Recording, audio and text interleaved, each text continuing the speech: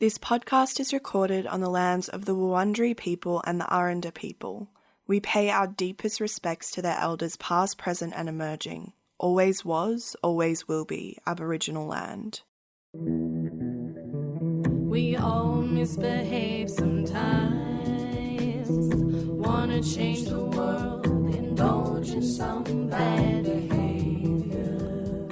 Hello and welcome to Bad Behaviour. My name is Nicola. And I'm Rosalind. And welcome back. We are so excited to have you here for another great episode. Today's episode is really important to me. I'm so excited to be able to share this conversation. And to get us started, I had a question for you, Ros. I wanted to know, what was the first time in your life that you remember fearing fatness? As in fearing being fat or having, I guess both, right? Like having opinions on it? Yeah, so fearing it, fearing becoming in yourself, fearing it in other people, like the feelings of shame and disgust. Like, do you have any memories of that manifesting in your own life? So that's a really interesting question, because I've been thinking a lot about it coming up to this episode. And honestly, I really struggled to recollect instances when I was young where it was a big issue. But I now know that there were many. But I think it's a very insidious thing that was taught to me from a very young age, that fat was bad and that to call someone fat was one of the worst insults you could give. And I know that that was my experience, but I can't sort of pinpoint it because it was very prevalent throughout. Yeah, it's interesting. I think I was telling you before, leading into this episode, I realized I don't know enough about fatphobia because only recently have I really become aware of the institutionalized nature of it. I recently listened to an episode of Maintenance Phase podcast, which is co-hosted by Aubrey Gordon, and it was about fat bias. And I think that was really interesting because she raised a point that people who are not fat, living as a fat person in the world, thinks that when you say fat phobia, you're talking about body issues, personal relationships to body, getting through, body neutrality, connection to your body, all of those things. And every woman can relate to it because every woman has had commentary on their body and has felt inadequate in their body because of the society we live in. What I hadn't really clocked, which is I'm kind of ashamed of, but, I'm learning, is that fatphobia is an institutionalized thing. It's something that has caused immense suffering for fat people because they can't get healthcare, they can't travel on planes. It's so rampant that everyday people treat them like they are a huge problem in life and that they should be deeply, deeply ashamed of themselves for putting themselves in this position, regardless of the fact that they don't know them. Like, it is so much bigger than a personal relationship to your body, which is already so fucking hard to deal with. So when you ask me that question, I kind of don't have an answer for you at all because it's so prevalent that I'm still kind of working through the fact that I even have that bias, which is really interesting. We've caught you at a good time then. This conversation is perfect to have right now because I feel really like this is one of the hills that I will die on, talking about fatphobia and making space for people to unlearn the biases that you were talking about. I think it's so important, and I think it's one of the last conversations to happen in a lot of spaces. Like, we're very willing to unlearn our biases about racism and sexuality and all these other things. But I found that people are really resistant to having conversations about fatphobia and confronting their own fatphobia because, as you said, it's so insidious. It's so, typically if you've grown up in the Western world from birth, the kind of language, the guilt, the shame, it's all a part of your worldview. So having to unlearn that and also reckon with the fact that you've contributed as well to that world vision is really confronting.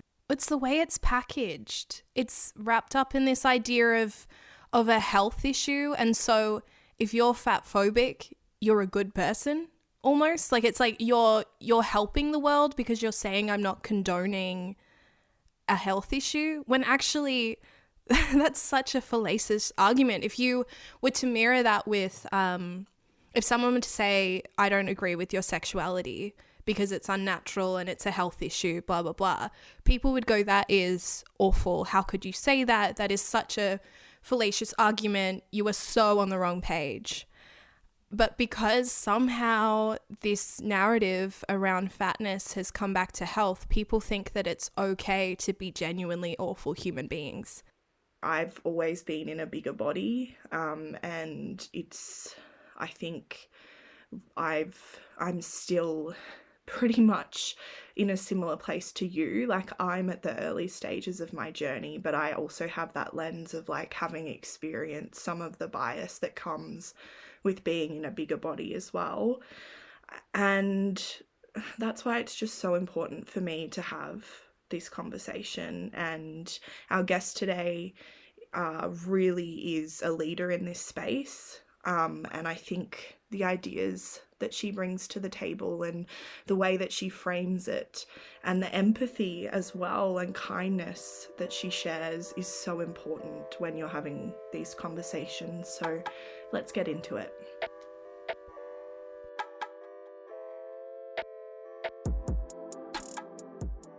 Could you start by telling us a little bit about yourself? I work in the realm of fat activism. Most people use the term body positivity. I'm really focused on ending weight discrimination and also helping people feel better about their bodies no matter what size they are, but especially if they're in a larger body. And I am an author. I've written a few books. I also lecture at universities and I work with businesses, with corporations like Facebook on these issues about like size inclusivity and kind of creating a future where bigger bodies are actually considered in different spaces. I've dedicated a little over 10 years of my life really researching this, and I have a deep personal and political/professional commitment to this work. Would you tell us a little bit about your relationship with your body growing up? Yeah, growing up, when I was very little, I was introduced to fat phobia and fat shame at the age of 5, which is pretty typical for children in the West. But before that, I had this beautiful relationship to my body. It was like totally inspired by curiosity and pleasure. And I felt so, like a lot of children, I felt so connected to everything and everyone. And I saw everything and everyone as having the potential to, create joy, create connection, create fun. I did not see my body as separate from me. It was just completely seamless. And then when I was introduced to fat phobia at 5 years old by my classmates, by the boys in my class, that was when the relationship started to fracture. I started to have an idea of that I had a self and then I had a body, and that something was wrong with my body, and that it wasn't. And I think there was specifically this sense that my body, my fat body, wasn't the real me. And I think we see this meme a lot, right? This idea that you're a thin person trapped inside a fat person's body, and the thin person is the real you. I really believed it. I spent about 20 years of my life from that moment forward really learning to hate myself, learning to starve myself. And would you mind giving a definition of fat phobia? Yeah, fat phobia it's a form of bigotry or discrimination that says that fat people are morally, physically, and also automatically have poor health. So that's what fat phobia is. And how does diet culture fit into that? Diet culture could not exist without fat phobia. People just wouldn't diet if there wasn't a fear of being fat. People are afraid of being fat because our culture treats fat people horribly. It took me a long time to unpack this. And so I think for a lot of people, they don't understand, right? Like when they say, I want to lose weight, what they're actually saying is, I want to be loved. I want to be respected. I want to be able to find clothes I like. I want people to take me seriously as a romantic partner. I don't want to get discriminated against at the doctor. When people diet, it's typically about that. It's about running away as far as you can from being someone who is treated poorly because of fat phobia. The phrase diet culture, especially the word culture, really speaks to the fact that it's inescapable. Like it's everywhere. What are some of the harmful ways that fat phobia manifests itself? The medical field has some of the highest rates of bias against higher weight people of any industry or field, which is really troubling. And what that really looks like is a number of really startling things. First of all, higher weight people get screened for cancer less frequently. Higher weight people are more likely to walk away from a doctor's appointment with essentially a prescription for dieting instead of getting their actual symptoms treated. Higher weight people are more likely to delay care because they're afraid of getting weighed or shamed at the doctor. And this leads to overall poorer health. Another way that it really shows up is the wage gap. And at least in the United States, plus size women get paid anywhere between $9,000 and $19,000 less per year than their straight size counterparts. And I think, beyond that, there's a lot of data ensconced within that finding that is really startling too. Like, for example, the fact that in general, plus size people get funneled and pushed into more physically laborious caretaking jobs. And thin people are often funneled to more client-facing, higher paying jobs. When you think about just like companies and optics and who they want to quote unquote represent them, there's favorable hiring happening for smaller people. Again, in the United States and in the UK, plus size people make up 70% of the population. When you really kind of put into perspective the fact that this is not some tiny minority, this is the majority of more and more Western populations. And so I just kind of think it's really staggering to me, like how this hierarchy is created really based on a very small number of people. When we think about the moments that are really important to society, like marriage, graduation from college or secondary school, celebrating things, right? Like plus size fashion is almost completely inaccessible. It's very difficult to find like a tuxedo beyond the very, very limited straight size run. Very difficult to find a wedding dress. Very difficult to find, like in the United States, there's like prom is like one of the biggest things, right? Like, it's very difficult to find a prom dress if you're plus size. And it sort of sends this message of like who gets to have those moments. There's a lot more, like obviously higher weight people experience weight discrimination in the dating world. There's evidence even that fat people, higher weight people experience discrimination even when it comes to making friends, And then not to mention the fact that like once, let's say in the workplace, once you do get hired, you're probably going to be in a work environment where there's ubiquitous diet and weight loss talk, which is essentially yet another sign that you're not welcome as you are and that you should definitely change, which is a very stressful message to be receiving every day, in addition to all the other stressors that work create, I've heard you speak about this idea of preoccupation with your future self, this idea of, someday I'll be able to go to that party when I fit into that dress, or opting out of big life moments because you're fat and you don't feel comfortable being photographed. And it's such a sad concept, and I feel like me in particular, like I carry that grief and that sadness around with me a lot, from moments where I've like sidelined myself from joy because I've gained weight or something like that. So would you be able to speak to that idea a little bit, and how have you experienced that sadness as well, of not feeling like you have a right to joy?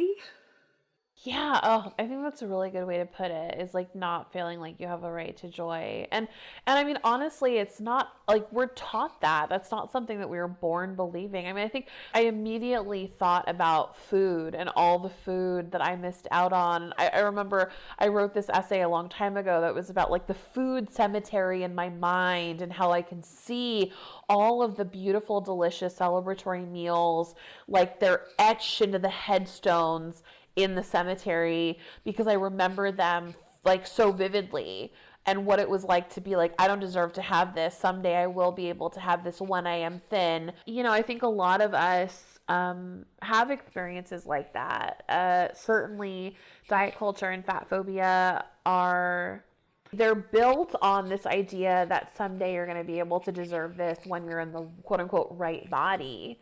And you know, you can wear the bathing suit later, you can wear the lipstick you love later, you can, you know, like I remember something I used to do, which is very common for people, women in particular, I've found, is you buy clothes that doesn't fit you and they become aspirational. And so your closet is full of clothing that doesn't fit. And it's just a consistent reminder of the fact that like you don't get to live in this moment, you don't get to enjoy anything. Your entire life should be dedicated to becoming the kind of person who can fit into that tiny size 2 dress or whatever. And so I'm very aware, and for years I lived like that. And I really do think it really is about this idea of like punishment. Like you have the wrong body and you don't get to enjoy anything. I think the thing that people often don't realize is that that sense of self-loathing, that sense that you don't deserve anything good, that doesn't go away when you lose weight. For me, a big turning point was around being taught that I did not have to diet anymore, that I did not have to ever try to lose a single pound again, that I had the right to date people who saw me as fine and beautiful the way that I was, that no one got to tell me what my body size was, and that I could live my best life right now at my current size, right? And I think that was like so eye-opening. It was like winning the lottery. It felt like this idea that I could just be a fat person forever and just live my best life, like eat the nachos, wear the pencil skirt now, you know, and just like let the world deal with it. It's just been since then I've just been doing that, and it's been really powerful. And it's not like you just make a decision and then your life just changes overnight. It's certainly an ongoing process. But unlike dieting, it feels like a process that is life affirming. I feel like dieting is like a death practice. You know, it kills your spirit. It certainly destroys your mental health. It certainly, for a lot of people, it threatens their physical health. It takes joy out of everything. And I think that future self, like when I stopped seeing my future self as a thin person and started seeing my future self as a fat person, there was just like so much joy in it. It was so scary at first, but now it's like it just feels so intuitive. I can just imagine like my tummy looking the same, my double chin and my cheeks, and like as I'm 40 and as I'm 50 and as I'm 60 and as I'm 70.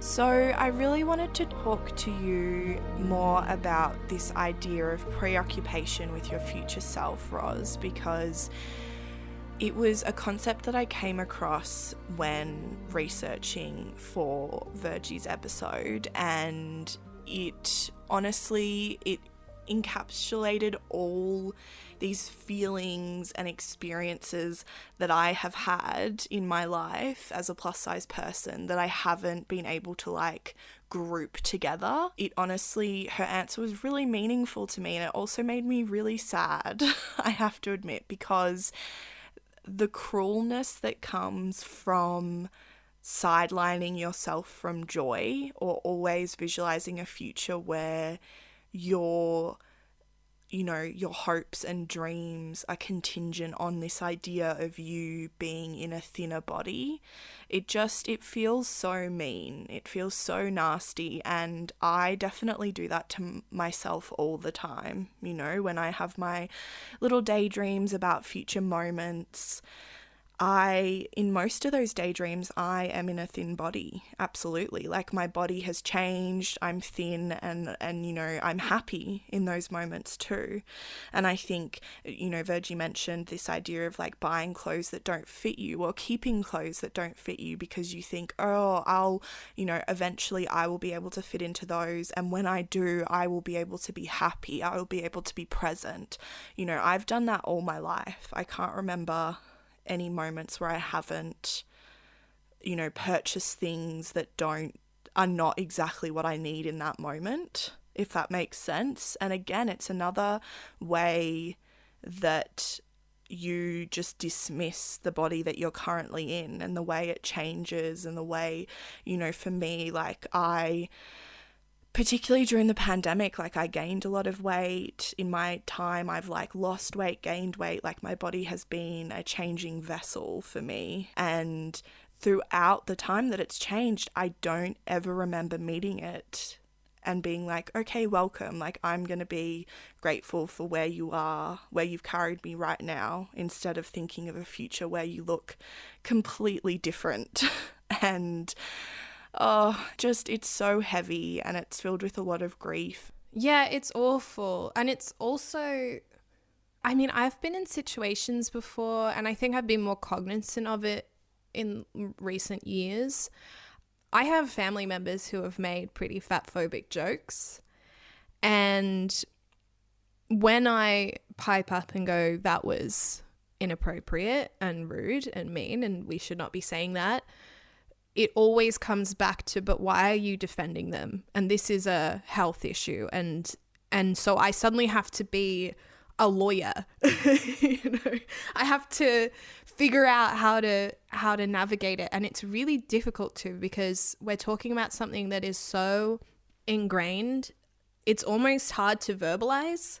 These conversations are so important for me as someone who's learning about fatphobia and my place in the structures of oppression, because I know that willing or unwilling, I probably have contributed, how I navigate as a better ally. And it's been really difficult to pinpoint that, because in order to be a better ally, you need to notice.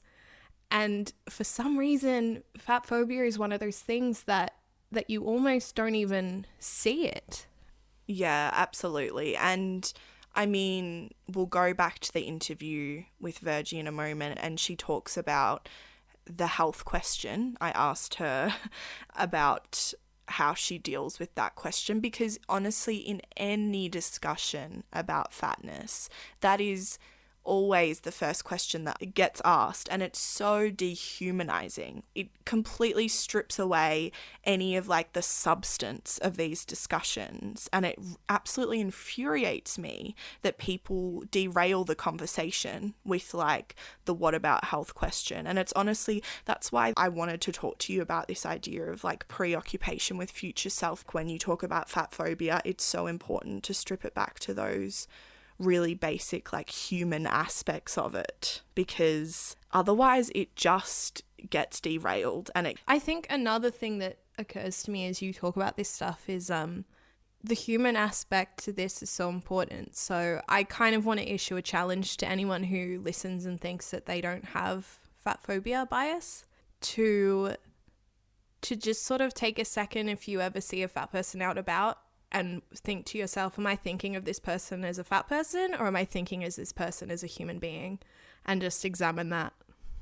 Well, I also think it's like, that's a great call to action. I think I would issue the same call to action for anyone who has never experienced the shame that comes with going into a store and them not having your size. So if you fit into straight size clothing and you are not reckoning with fatphobia, then you're not doing enough. It's what we mentioned earlier, like the unlearning process. It's really uncomfortable. And for a lot of thin women, I think it brings up a lot of stuff about like their own perceptions of themselves and like insecurities and how they see themselves in the world. Absolutely their relationship with men It's two issues. It's two separate things. and it's very difficult to separate them because they feel the same. Exactly. You go into it and you want to empathize and you don't want to be the bad guy.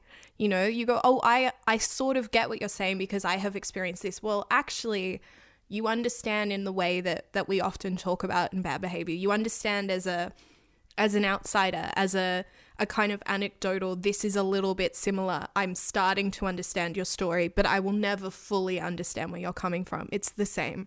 It is two separate issues, and we need to realize that before you can do the work. Yeah, and it's not even like, I think something I want to say as well is it makes you a better person in general, and it makes you feel better with your body in general if you unlearn fat phobia. Like, as a straight sized person, like, if you do the work to unlearn it and to understand like the harm that you may have caused by that bias as well, like that, again, it opens doors for you to kind of like step out of this diet culture mindset to move into a place where like you're exercising for yourself, you're eating for yourself. Like, I cannot stress enough how beneficial it is for everyone to just be decent and do the work. Did you know that the average person uses over 11,000 menstrual disposable products in their lifetime? And it's estimated that over 100 billion menstrual disposables end up in landfill annually. That's why we are so excited to collaborate with Modibody, the new way to period. I personally love Modibody products and I'm so excited to work with them. Modibody products help me feel my best when I'm on my period, and I highly recommend them to anyone looking to explore a more sustainable and comfortable way to have your period. They are also committed to creating a positive impact as a brand. This includes helping to end period poverty and supporting health education programs that normalise and open up conversations around our bodies, which is something we're also trying to do here on Bad Behaviour. Check out modibody.com for more details. Modibody is the new way to period. You briefly mentioned on access to healthcare and doctors, and I'm aware that when you talk about fat phobia, you can't escape from the health argument. That's like one of the first things a lot of people will say when you're arguing it with them. It's like the not all men of the fat phobia world. And I'm just wondering, I still am kind of at a loss for how to respond to that effectively. I think I need to equip myself with a bit more knowledge around it and some facts. So how do you navigate that question? I definitely see it. For the most part, I do see it as a derailing mechanism. I don't see it as a source of genuine curiosity or born of genuine curiosity.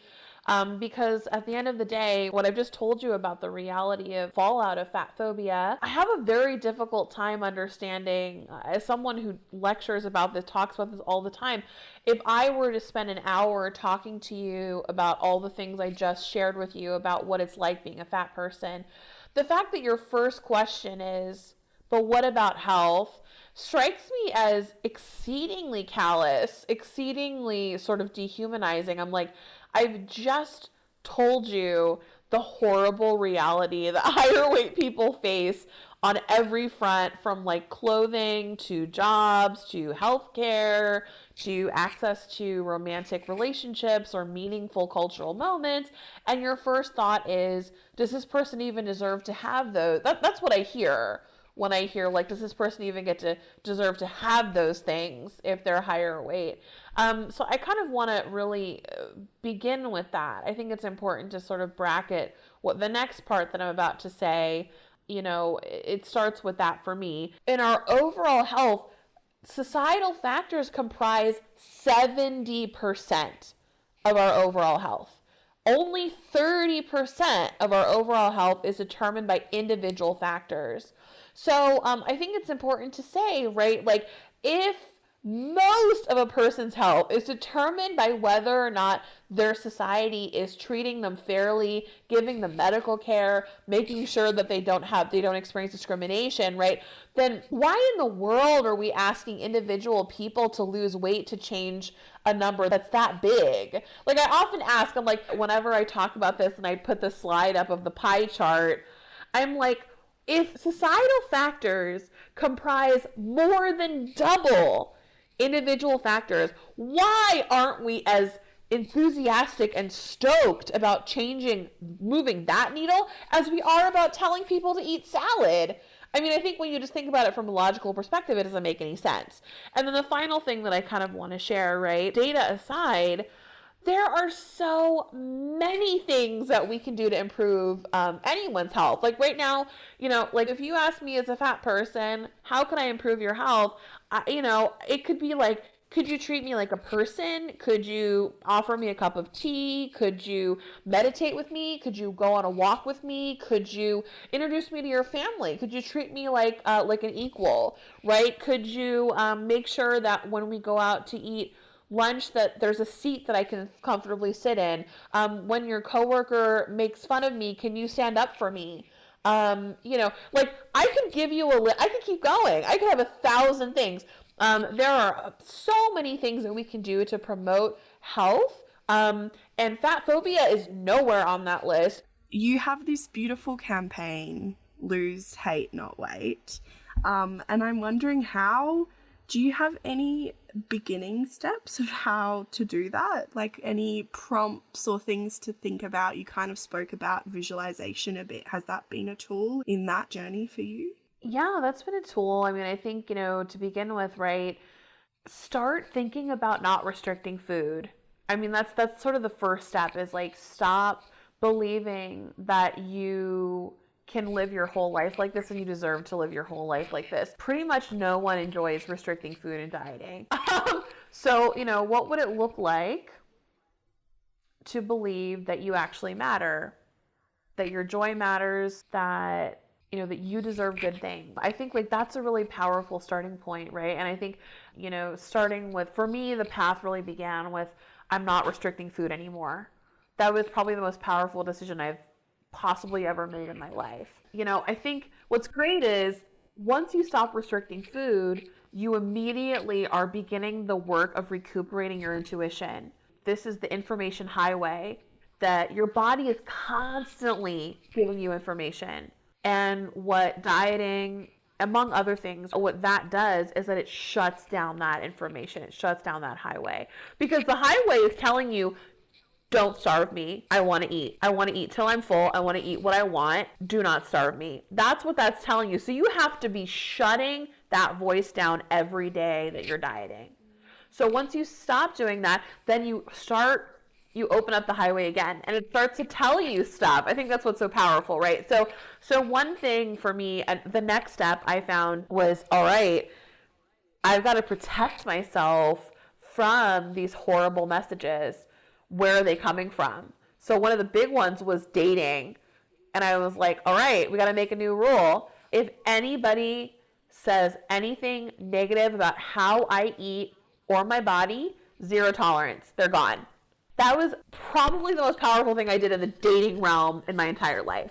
It entirely changed my dating pool, like almost overnight. Okay, so I've got to have rules around dating because that's that for me, like romantic sexual access was a big part of why I dieted. So if now you're like, I'm not dieting and I'm not dating or sleeping with anybody who isn't down with that, and who has visibly shown fat phobia, of course you're going to be dating a totally different kind of person. It kind of just went from there. I was like, yeah, it kind of went from dating, and then I was like, okay, what about media? The media I'm consuming, the magazines that I have subscriptions to. I just canceled my subscriptions to like the more celebrity gossip magazines because they're like shame machines. Then I was like, okay, how do I want to interact differently with my family, my fat phobic family members? Figured that out, right? Then I was like, okay, what about my job? And so I think what's great is you just kind of go through your life. One thing that I've been doing recently, which I love, I get so much inspiration and so much body acceptance practice from being in nature, because there is no part of your body, no matter how much you don't like it, that isn't out there in nature just living its best life unapologetically. So what I did like a couple weeks ago, I posted this on Instagram, but I took a picture of my inner thigh, which has scarring from chub rub and has little rolls from my fatness, and like has my hair follicles are kind of different on my inner thigh. And I just went out in nature and looked for plants, trees, and things that were in nature that looked like my inner thigh. And it was so easy to find. Like I found this cactus that had the same hair follicle vibe as I did. And I found this tree that had like all these little lumps that look like fat rolls. Nature mirrors us because we are nature. I think that's where I'm at now in my process. That's so beautiful. I love that so much.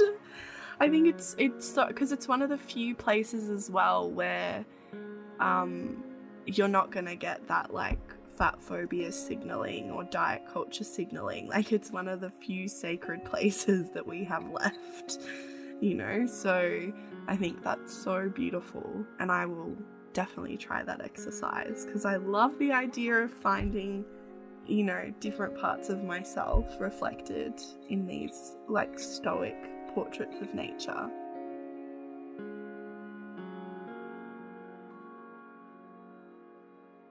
Thank you so much to the beautiful Virgie for joining us for this episode. This truly was so soul nourishing and such a needed conversation in my life. I feel really fulfilled from it.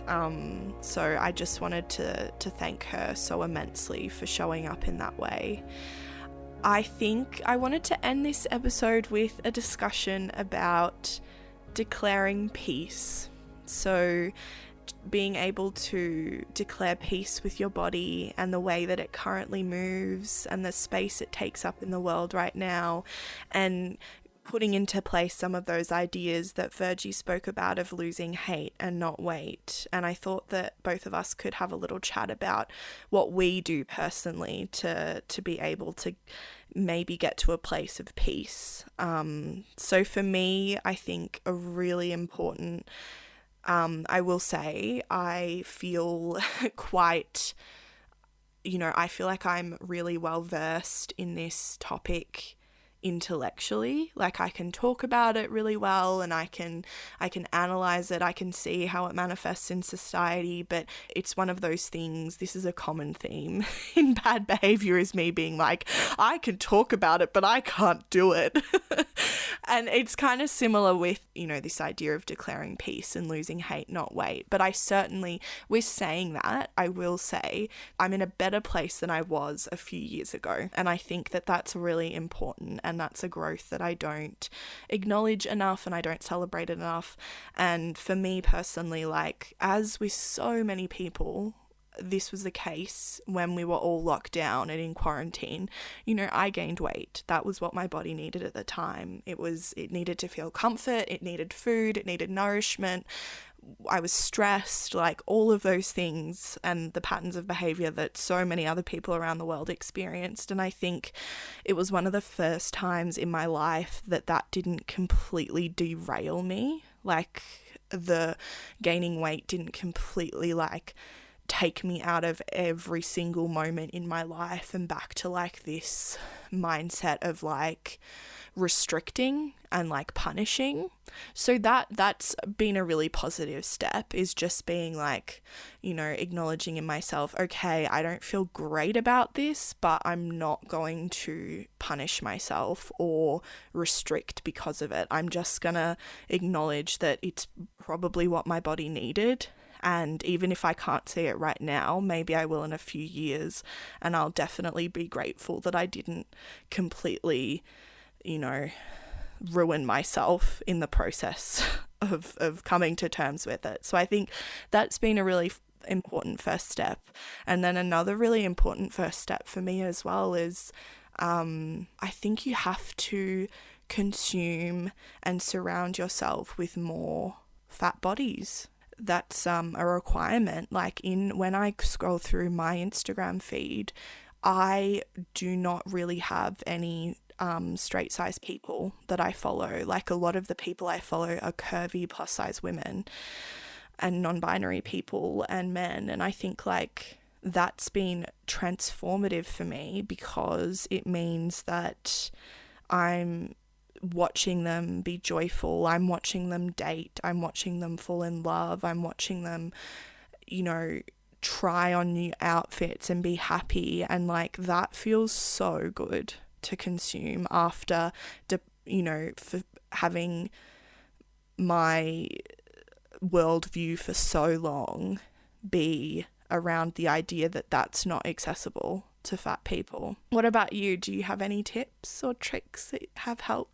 I do indeed. Yeah, it's interesting when we talk about anything that has to do with body image and all of this stuff. I think a lot of people can relate in various ways. And all of these ideas around calling yourself out and everything are really important. And I think that's the first one.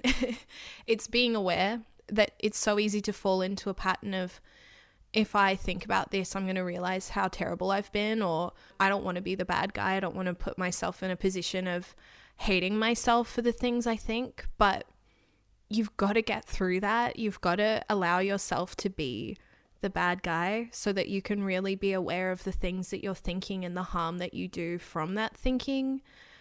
I think that's really hard, especially if you have friends and family who are going through it in a more confronting way. You know, if they are actually experiencing the effects of institutionalized repression in any kind of way, it can be really hard to stand up and say I'm a part of it.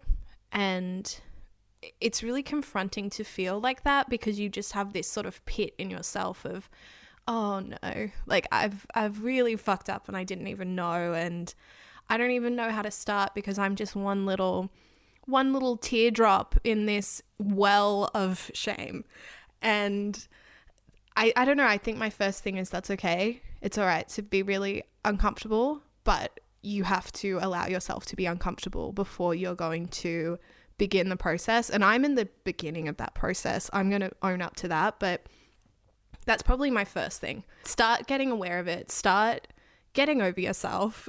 I'll be harsh and just go, I'm going to be uncomfortable in this situation and do better.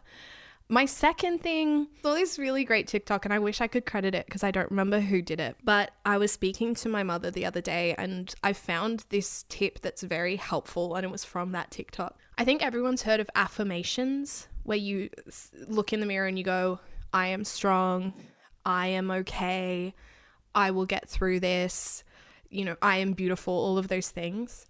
And to some extent that is really helpful, but some people find that really difficult because it just feels like you're lying to yourself. You know, you're standing there like going, I am strong, I am beautiful, and inside you're going, I'm not. Why am I saying this stuff? I'm trying to trick my brain. It's not real. And I definitely feel that way if I'm experiencing gender dysphoria or going through anything. I find that really tough and not very helpful. So this TikTok told me about affirmations rather than affirmations. So instead of saying an affirmation, change it to a what if question. So rather than I am strong, I am beautiful, I will get through this, you say, what if I am strong? What if I am beautiful? What if I will get through this? And suddenly you're not lying to yourself or tricking yourself. You're just starting a conversation with yourself about a positive experience rather than a negative one. And it's such an open-ended question that you can take it at any point in your journey. And I've really found that really, really helpful because it's started conversations with myself that I haven't been able to engage in before in a way that affirmations can't. So that's probably another one. I really want to reiterate what Virgie said too about like when you've taken the time to confront and to unlearn, give yourself space to embody. You know, like, give yourself space to really heal and be okay. You know, it doesn't have to be an fast-paced, everyday, you conquer a new mountain type of things, because a lot of this, I think for me too, what I've realized is a lot of this shame, like, it lives in my body and I can move in a way, or I can like start doing something new with my life in a way that kind of unlocks a piece of it that I didn't know even existed. And so if I'm honoring that my body is exactly where it needs to be right now, then I have to honor as well that I can't really predict what's gonna, you know, what way my journey's gonna go. So as always, I'm sending a lot of love to anyone who's confronting this type of stuff, and I'm wishing you so much good energy and good vibes in your journey to declaring peace. Well, we've loved having you for this episode, and if you have any tips or tidbits about your own declaration of peace with your body, send us an Instagram or a message on, send us an Instagram. Oh my God. Hello, Boomer. Send us an email. info@badbehavior.com. Oh wait, no, info@badbehaviorpodcast.com. I know the email. Despite the incoherent nature of this sentiment, we really do want to hear from you. If you're sitting there thinking I've got a tip, don't just keep it to yourself. I really want to know. I want to know. The power of that thought and the way that it will help other people, and it will help us as well. So as always, we end this episode with us begging you to engage with us.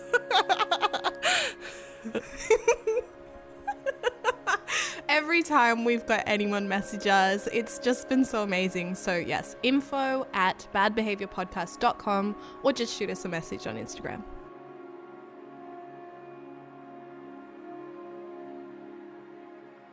The executive producer for this episode was Nicola Cranage. Bad Behavior is produced by Rosalind Enketel, Nicola Cranage, and Namcheju Magembe. Hosted by Rosalind Enketel and Nicola Cranage. Editing and sound design by Namcheju Magembe. Our logo was designed by Bonnie Eichelberger. We all misbehave sometimes. Wanna change the world, indulge in some bad